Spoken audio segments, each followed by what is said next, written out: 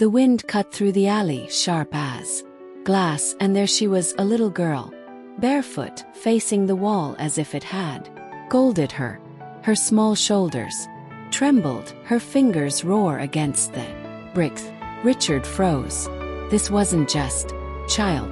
It was a question life had thrown at him. "Sweetheart," he whispered, "where are your shoes?" Didn't move, didn't turn, only murmured, "I can't go inside. Not until I bring dinner." Before we dive deeper, Richard didn't know why his chest tightened. Maybe it was the way her voice broke on the word dinner. Wasn't just the sound of hunger. It was the sound of someone who had learned silence too well. The street was quiet, except for the faint hum of a street light and the whisper of snow under his boot. A girl alone in the cold in one of the richest neighborhoods in Atlanta. How long had she been standing there? Who was she waiting for? And what kind of world lets a child learn her lessons? From a wall, Richard looked around. Rows of elegant houses stood behind black gates, their windows glowing with warmth. Somewhere inside, families were eating, laughing, living. Yet here, just a few steps away, a little girl was learning how to endure pain in silence. He took a careful step closer. "Your name, sweetheart?" he asked softly, afraid to scare her away.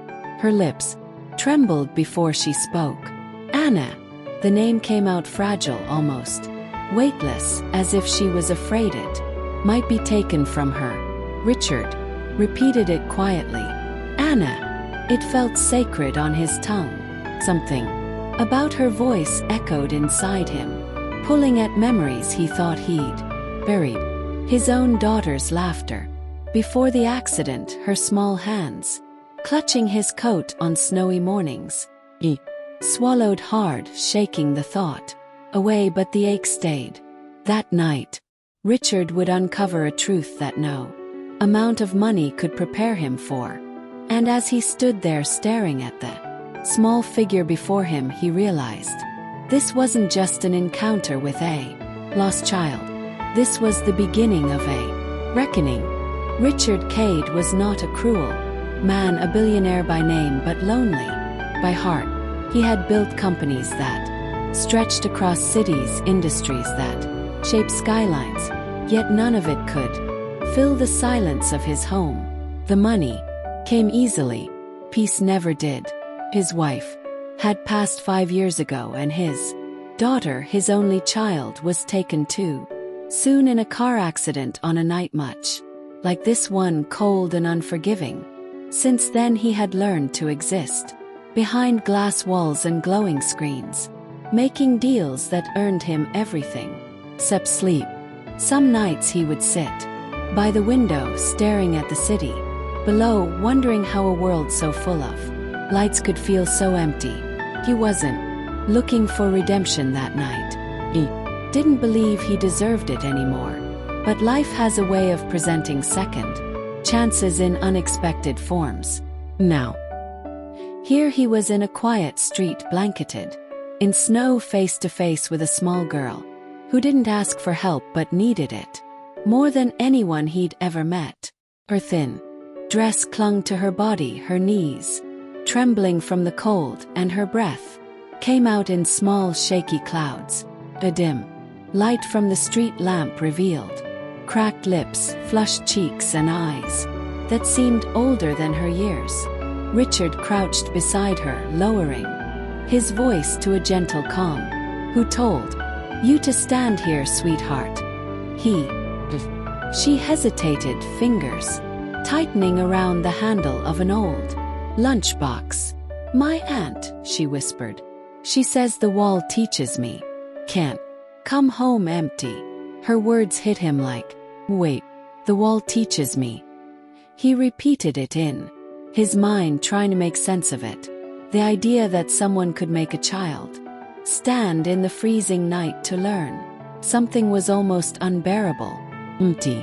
he asked carefully. "What does she mean by empty?" Anna shook her head, eyes fixed on the wall as if it held answers. She wasn't allowed to say out loud. Says if I don't bring food home I stand here till I remember how hard life can be. Her voice cracked halfway through the sentence. Richard felt a lump rise in his throat. This wasn't discipline. It was cruelty wrapped in the language of lesson. He wanted to say something, to promise her safety, but the words refused to come. He just watched her, realizing from the marks on her wrists and the frost on her bare feet that this was not the first night she had faced that wall. It had been many nights, perhaps too many to count. For the first time in years, Richard felt something break open inside him, kind of sorrow he had long forgotten how to feel. He wrapped his coat around her. She flinched, her shoulders tightening, as if she expected a blow instead of warmth. That single movement froze him in place. No child should react that way. Kindness. Her eyes darted up to his, wide and frightened, like a bird that had learned every hand meant harm. The weight of that moment hit him harder than any winter wind ever could. Richard felt a pang in his chest. Not pity but guilt. Guilt that he and people like him could walk through life insulated by privilege while children like Anna fought the night with empty stomachs and fading hope. When he brushed the hair from her face, he noticed the bruises, faint yellow ones around her neck, newer ones shadowing her wrists. They weren't from falling, they were from lessons no child should ever have to learn. Come with me, Anna, Richard said softly. Just for a meal. Somewhere warm. Somewhere safe. She looked down at the snow beneath her bare feet. She'll be angry, she murmured. She says, the dark helps me remember. The words lingered in the air, twisting through his thoughts like smoke. The dark helps me remember. Remember what? Hunger, obedience. It wasn't a lesson. It was punishment disguised as teaching. Richard swallowed hard. You don't deserve to remember pain, he said quietly. You deserve to be a child. But Anna didn't answer. She just stared ahead at the brick wall as if invisible chains held her there. And that was when Richard decided he wouldn't let the night end like this. Not again. Not another life lost while he looked away. He reached out his hand, firm but gentle. Anna, you're coming with me. Just tonight, I promise. For a moment, she didn't move. Then slowly she placed her tiny hand in his. Her fingers were ice cold, trembling in his grip.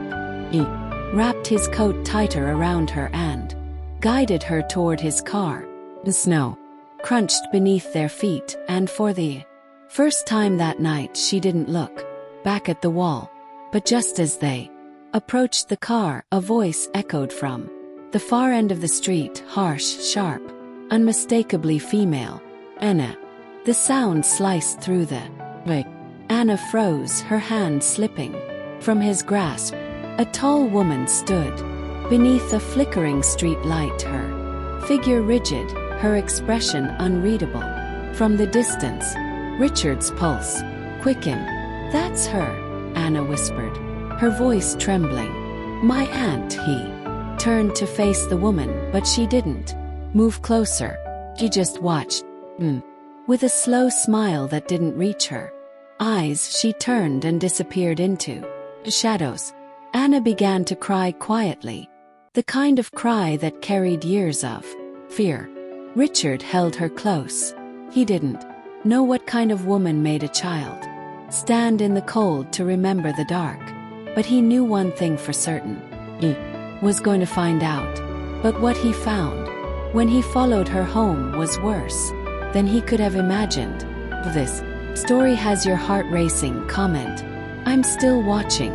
Let's see who's truly following till the end. The old apartment building smelled of damp carpet and cigarette smoke.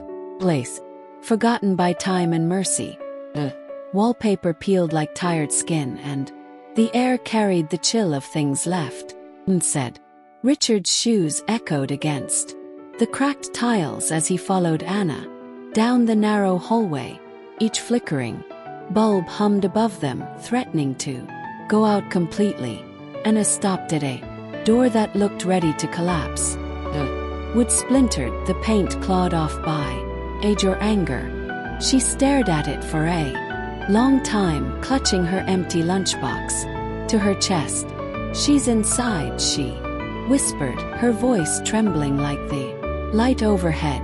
Richard knelt slightly beside her. "You don't have to be afraid," he said gently. Anna didn't answer. She just reached out and knocked soft, hesitant, like someone who had learned that noise brought pain. The door creaked open, and standing there was a woman whose presence filled the hallway with unease. Her eyes were sharp, her mouth tight, her skin pale under the dim bulb's glow. She looked Richard up and down before fixing her glare on Anna. "You again," she hissed, her tone slicing through the air. "Didn't I tell you the wall doesn't move till you learn?" Anna flinched and lowered her gaze. Richard felt his blood stir, anger mixing with disbelief. "She's freezing," he said, his voice low but firm. "And starving. You call that teaching?" The woman's lips curled into something close to a smirk. "She disobeys. She steals. The wall listens better than she does." Richard took a step forward, his shadow stretching into the doorway. "She's coming with me," he said. The woman's laugh came sharp and bitter. "Who are you, savior?" She sneered. "Rich people think you can buy everything, even other people's sins." Her words hung in the air, heavy and poisonous. For a brief moment Richard faltered. Maybe she was right. Maybe this wasn't his battle to fight. Maybe walking away was the easier path, like he'd done too many times before. Then he felt it, a small trembling hand slipping into his Anna's, her fingers cold but clutching his tightly, as if that one grip was the only thing tethering her to hope. In that instant, he saw his daughter again. Same fragile trust in her eyes. Same silent plea for someone to stay. His heart clenched. "No," Richard said quietly, his resolve hardening. "Not this time." He turned toward the woman, his voice steady. "You've hurt her enough. It ends tonight." The woman's expression shifted. Surprise, then anger, then something darker. "You don't know what you're doing," she muttered. "That girl, she's not what you think." Richard ignored her and guided Anna out into the hall. As they stepped away, he felt her eyes on them, burning, hateful, promising that this wasn't over. A hallway. Lights flickered once more, then went out completely, leaving only the sound of Anna's quiet breaths and Richard's pounding heart. When they reached the car, Richard opened the door for her and wrapped the coat tighter around her shoulders. "You're safe now," he said, softly, though he wasn't sure if he believed it himself. As they drove away, Anna looked back one last time at the shadowed building, her face unreadable. Richard glanced at her through the mirror. "Anna, what did she mean when she said, 'You're not what I think'?" he asked quietly. But she didn't answer. She just stared out the window, her reflection pale against the glass, and whispered, "You'll see." He gripped the steering wheel tighter, unease creeping into his gut. He had wanted to save her, but what if saving her meant uncovering something far darker than he was ready to face? Days blurred into one another. The nights in Richard's mansion felt heavier, now filled with the echo of a little girl's voice and the memory of her small hand clutching his. He had tried to visit the old apartment building again, but the door was sealed, the lights off, and the neighbors said no one had lived there for weeks. Anna was gone. He called hospitals, shelters, even the police, but no one knew her name or her. Each unanswered call left him more haunted. He would sit by the fireplace, late into the night, replaying that moment in the cold alley, her voice trembling as she said, "I can't go inside. Not until I bring dinner." Those words gnawed at him, not just as guilt, but as something unfinished, something that demanded redemption. Then one quiet afternoon, his phone rang with a number he didn't recognize. "Mr. Cade," a soft voice asked. "This is Helen from Oakwood Children's Shelter. We have a little girl here who keeps drawing your face on the wall. She says you saved her." For a moment, Richard couldn't speak. His throat tightened. "Did you say Anna?" he managed to whisper. The woman paused, then replied, "Yes, sir. She calls you." The man with the warm coat. He was already in his car before she finished speaking, his heart pounding faster than the engine. The drive was long, winding roads, endless fields, time stretching between memory and hope. When he finally arrived, the shelter was small, quiet, with children's laughter echoing faintly from somewhere inside. Staff member led him down a bright hallway lined with crayon drawings. Then he saw it. One stood out among the rest, a picture of a man and a little girl holding hands beside a wall, a golden sun above them. When she saw him, she froze, then smiled, shyly at first, then brighter, as if sunlight had found her again. "Mr. Richard," she whispered, running toward him. He knelt, and she wrapped her arms around his neck. For the first time in years, he felt something close to peace. The social worker waited before speaking. "There's something you should know," she said gently. "That woman who claimed to be her aunt, she wasn't. It was just a neighbor. After Anna's parents died in a car accident 2 years ago, she took her in. But instead of caring for her, she treated her like a servant, punished her for things no child could control." Richard listened, silent, his hand resting on Anna's back as she leaned against him. Every word hit like a blow. The idea that the world could fail a child so completely filled him with both rage and resolve. He looked down at her, clean clothes now, hint of color in her cheeks, her eyes still carrying the faint weight of too many yesterdays. And in that moment, Richard made a promise to himself and to her. "You're not going back there," he said softly. "You have a home now." The paperwork was done within weeks. Richard didn't adopt her out of guilt or pity, but because for the first time in years, he understood what purpose truly meant. He hadn't just found a little girl on a cold street. He'd found the chance to feel again. The mansion that once echoed with silence now carried the sound of laughter, small footsteps, and hope. Every evening as they sat by the fire, Anna would draw pictures of the sky, of birds, of walls that no longer trapped. Or sometimes she'd look up at him and say, "You found me." And Richard would smile and whisper back, "No, Anna, you found me." Years drifted by like pages turning in a book neither of them wanted to close. Anna was no longer the trembling child who once faced the cold brick wall. She had grown into a young woman full of grace and light, her laughter echoing through the same halls that once held silence. Richard often stood by the window watching her paint in the garden, her brush moving with confidence, her eyes filled with the kind of peace he once thought he'd never see again. Every year, on the anniversary of the night they met, they returned to that old alley. The wall was still there, but no longer held the same weight. Instead of tears and bruises, it now carried color, bright blues, yellows, and pinks, the strokes of a girl who had turned her pain into purpose. Together, they painted flowers, dreams, and words of hope for other children who might pass that way. So no one ever feels alone here again, Anna once said, dipping her brush into gold paint. Richard had changed too. The billionaire who once measured success by numbers now measured it by male.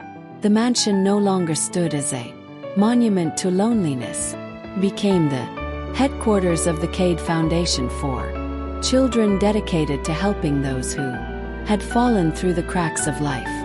He poured his wealth into building shelters, schools, and homes, places where children could feel seen, heard, and loved. Journalists often asked him what inspired such generosity. He would always smile and say, "A little girl taught me what true wealth is." He meant it, because for Richard, every time he looked at Anna laughing, painting, or speaking to children who reminded her of who she once was, he saw not just a miracle but a message. Life had taken everything from him once, his wife, his daughter, his peace, but in return it had given him a reason to live again. Sometimes the walls built to break us become the very foundations that define who we are. For Richard and Anna, that wall wasn't just a memory, was proof that healing can bloom even in the coldest places. And as the years rolled on, he often repeated one quiet truth to anyone who would listen.